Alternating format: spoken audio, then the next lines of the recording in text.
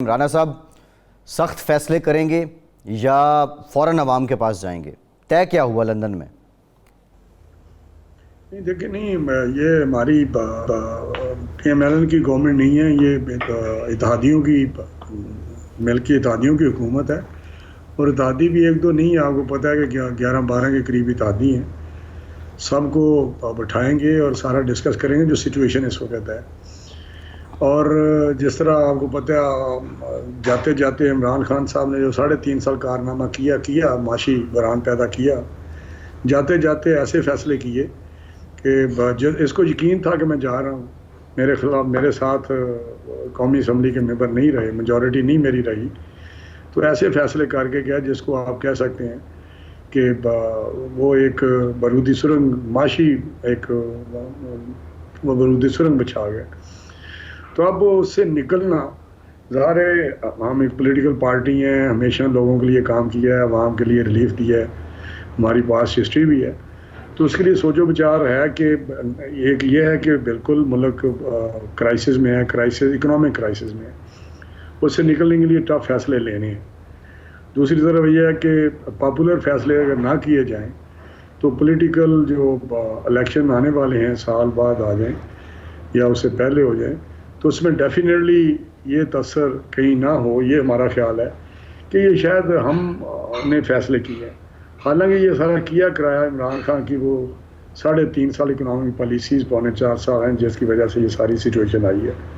अब इमरान खान की बात सुने कि वो कहता है देखें जी इनकी वजह से ये डॉलर ऊपर हो गया। भाई ये एक हफ्ते में तो नहीं हुआ, हमारे एक महीने की। राना साहब लंदन में बेसिकली आप किस नुक्ते पे पहुंचे, आपकी क़यादत किस नुक्ते पे पहुंची, मियाँ साहब ने क्या हिदायत दी? एक तो मुशावरत होगी ना इत्तेहादियों से, उसके अलावा जो पार्टी पॉलिसी है उसको लेके मियाँ साहब ने क्या राय दी अपनी और क्या हिदायत दी? देखें, जो हमारे सारी के सारा फोकस है वो अवाम पर है कि अवाम को किस तरह रिलीफ दिया जाए या किस तरह उनकी ज़िंदगियों में जो एक मुश्किल हालात है उनमें बेहतरी लाई जाए। तो उसमें बहुत सारे ऑप्शन डिस्कस हुए हैं, कुछ रिलीफ पैकेज हुए हैं, टारगेटेड किस्म की सब्सिडी भी का भी बात हुई कि जो निचला तबका है उसको टारगेटेड सब्सिडी दी जाए, ये नहीं कि सब उससे फ़ायदा उठा रहे हैं। तो ये अब लेकिन दूसरा ये था कि इत्तेहादियों से बैठ के फ़ैसला किया जाए कि ये फ़ैसले जो सख्त फ़ैसले हैं, इकोनॉमिक माशी फ़ैसले, वो करने हैं या अर्ली इलेक्शन में जाना है। तो मेरा कल मीटिंग हो रही है, देखें उसमें फ़ैसला हो जाएगा। तो लेकिन देखा नेशनल इंटरेस्ट ही जाएगा और आवाम का फ़ायदा देखा जाएगा। राना साहब गुजारिश ये है, एक तो शौकत साहब ये कहते हैं कि हमने जब ये 4 माह का रिलीफ दिया था तो हमने बाकायदा पैसों का बंदोबस्त किया था, और उन्होंने मिफ्ता इस्माइल को ट्वीट के ज़रिए भी और 2-3 प्रेस कॉन्फ्रेंस के ज़रिए भी बताया कि जी हमने FBR से कितने पैसे लिए, जो तरक्याती फ़ंड है उसमें से कितने पैसे निकाले, फ़लाना जो अकाउंट है उससे पैसे कम लिए, 460 अरब रुपए का हमने पूरा पैकेज इख्तियार करके फिर ये रिलीफ दिया है। एक तो ये पहलू है कि इसका जवाब अभी तक मिफ्ता साहब की तरफ से नहीं आया। दूसरा जो है सवाल, आप ये टारगेटेड सब्सिडी ख़ासतौर से पेट्रोल के हवाले से अगर देते हैं तो एक पेट्रोल पंप पे 2 रेट होंगे, और फिर ये कैसे पता चलेगा कि इसने ये जो पेट्रोल सस्ता बेचा है ये गाड़ी वाले को बेचा है या मोटरसाइकिल वाले को बेचा है? तो ये भी एक कन्फ्यूजन ही क्रिएट होगा। नहीं शाह साहब, मैं आपको बताऊं ऐसी बात नहीं। पहले शौकत साहब ने जो बात की है वह रियलिस्टिक सी बात है, मैं उसको नहीं बाय करता। ऐसे ही लगे हुए हैं कि हमने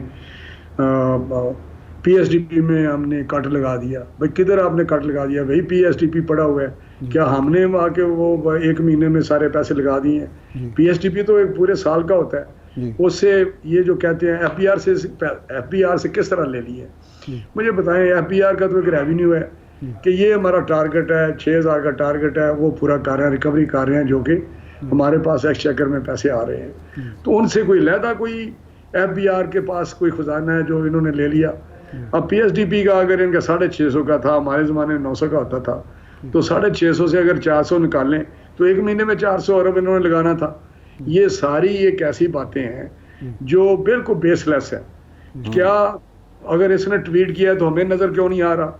फाइनेंस सेक्रेटरी वही है, मिफ्ता को नज़र नहीं आ रहा, बाकी सब लोगों को नज़र नहीं आ रहा कि ये पैसे पड़े हुए हैं वहाँ पे। तो मैं समझता हूँ ये एक, आप भी समझते हैं, ये बड़ी बेसिक अंडरस्टैंडिंग की बात सही है। अच्छा, इसमें राणा साहब ये बात ठीक है, जो 2 रेट्स हैं उनका तायुन कैसे होगा? एक ही पंप पे मैं बताऊं, वो ऐसा नहीं है। टारगेटेड सब्सिडीज हम राह दिया है कि पेट्रोल तो उसी तरह ही होगा, अगर प्राइसेस बढ़ती हैं तो डेफिनेटली जो सोच विचार हो रही है कि किस तरह, यही नहीं कि सिर्फ मोटरसाइकिल को या दूसरे जो आइटम हैं जो आम आदमी की कंज्यूमर आइटम है उस पर भी उसको ऐसा फूल प्रूफ उसको कैश की डिस्बर्समेंट हो। हर मोटरसाइकिल का जो ओनर है उसको इतना पैसा हर महीने दे दिया जाए जिससे उस पर जो बोझ प्राइस बढ़ने का है उससे भी और ज़्यादा रिलीफ, जो आज उसकी कीमत है उससे भी कम उसको पड़े। वो एक है। और आपको जब ऐलान होगा अगर उस पर चलेगा, हमने टारगेट सब्सिडी नहीं है। राणा साहब इम्पोर्टेंट बात ये है, ये ऐलान तो होगा लेकिन अब ऐलान से पहले अभी कुछ देर पहले आपने भी ये कहा कि कल फैसला हो जाएगा, मुश्किल फैसले लेने हैं या जल्दी इलेक्शन की तरफ जाना है।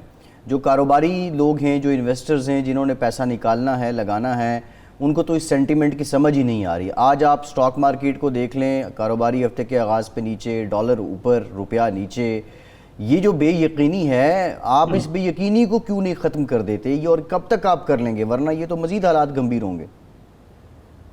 देखिए फैसल साहब, मैं आपसे बिल्कुल इत्तेफाक करता हूँ इस बात से कि एक चीज़ पे फर्म होना चाहिए कि हमने अब ये चलाना है और इसको बेहतर करना है, माशी तौर पे भी बेहतर करना है, अदारों को बेहतर करना है, रिफॉर्म्स लानी है, वो एजेंडा है हमारा। अगर दुनिया सारी में आप देखें इन्फ्लेशन, जो महंगाई है वो अनप्रेसिडेंटेड है, चाहे वो बरतानिया हो, चाहे अमेरिका हो या दूसरे ममालिक हो, उसमें आपको कोई शक नहीं हो जाए। रिपोर्टेड महंगाई है जो आज तक हिस्ट्री में नहीं हुई, वो उसकी रिपोर्ट हो रही है। लेकिन अगर ये एक फेस करना है तो एक बड़ी पॉलिटिकल पार्टीज हम सारे मिले हुए हैं, हमें करना चाहिए। और इनका जो किया दर है उसको फेस करके अगर हमने ये चैलेंज कबूल किया तो हमें बिल्कुल ये बेयकीनी ख़त्म करने चाहिए। ये मैं समझता हूँ कि हमें वाज़ह तौर पे एक ऐलान करना चाहिए कि हाँ, हम इलेक्शन टाइम पे करेंगे, असम्बलियाँ अपनी मुद्दत पूरी करेंगी, या इलेक्शन में जाना है तो फ़ौरन हमें इलेक्शन में चला जाना चाहिए। तो ये जो चीज़ें हैं, मैं इससे आपसे इत्तेफाक करता हूँ। तो बाकी जब प्राइस, अगर ये फैसला हुआ कि टफ फैसले करने हैं, मुश्किल फैसले, तो फैसले किए तो आपको वो पैकेज भी साथ मिल जाएगा जो आप देखेंगे कि आम आदमी बोझ नहीं पड़ेगा। मैं ये आपको यकीन दिलाता हूँ। अच्छा राणा साहब, ये अगर आप इलेक्शन का फ़ैसला करते हैं या नहीं करते ये तो एक अलग इशू है, लेकिन आप इस्लाहात, इंतखाबी इस्लाहात का इंतज़ार ज़ाहिर कर रहे हैं, पहले भी करते थे, अब बार। अगर इमरान ख़ान और उनकी पार्टी के कंसेंट के बग़ैर, उनसे मुशावरत के बग़ैर किसी किस्म के आप इस्लाहात करते हैं तो ज़ाहिर है वो उसको काबिल कबूल नहीं होंगी। और ये आप तस्लीम करेंगे कि इस वक्त main political stakeholder Imran Khan बन चुके हैं मौजूदा सिस्टम के, तो फिर क्या तरीका होगा कि अगले इलेक्शन ख़ाइस साल हों या अगले साल हों, वो गैर मुतनाज़े और मुनसिफ़ाना हों और काबिल कबूल हों सब के लिए? ये मैं समझता हूँ आपने फिर अर्शाद साहब बड़ी अच्छी बात की है। ये इसको अकल के नाखन लेने चाहिए, इसको सियासत को समझना चाहिए, सिस्टम को समझना चाहिए, इसको बैठना चाहिए और बैठ के ये सारी चीज़ें हमें किसी उस पॉइंट पे आना चाहिए।